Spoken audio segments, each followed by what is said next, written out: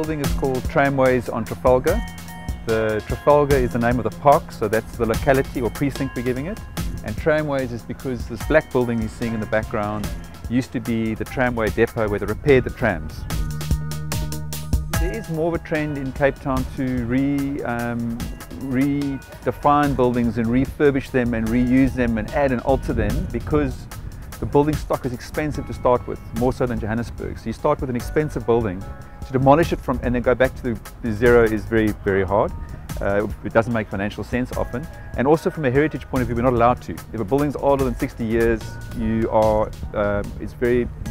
pretty much need to keep most of it or some of it. We've got to go to Heritage Western Cape. But I think it's good. We want to actually keep what's there and keep the history and patina of old buildings. This was a warehouse. They had the opportunity and the approval to raise the roof in terms of the volume, and that created a huge amount of space below where they could fit in 3 levels of parking and an office. So that's why we raised the roof to create. And raising of the roof also created space to put mezzanine floors in. From the early on conceptual stage, we decided to keep the roof intact and actually raise the roof by about a floor, about 3 meters in height. The total weight of the roof was about 30 tons. So what we did is we erected some temporary towers around the existing columns, erected some chain blocks, and together with the main contractor and the subcontractor, we came up with an idea of erecting them up very slowly in increments, it turned out to be a very fantastic, very successful operation. We're standing on the 2nd floor at the moment. The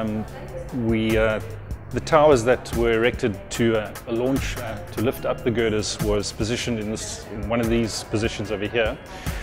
The tower started on the floor below, which was about 2.5 meters down, and it extended all the way up to above the girder, above my head. This here you're looking at is part of the temporary tower that then became permanent, which was then cross-braced and supported the girder above. So with this building we've tried to keep as much as possible of the old character of the building, but by not plastering it, keeping it rough and raw. We want the building to get old and not have to be repainted and not have to be redone, because nature will do that for free. Cape Town's, for me, a lot of the architecture is just too pretty and too aesthetic based. And Woodstock specifically lends itself to this sort of building. This sort of building you couldn't transplant in the waterfront, it wouldn't work. But in areas like Woodstock, I'm hoping to see lots more of this sort of building, because this is where it is, of just working with gritty, dirty, hard urban areas.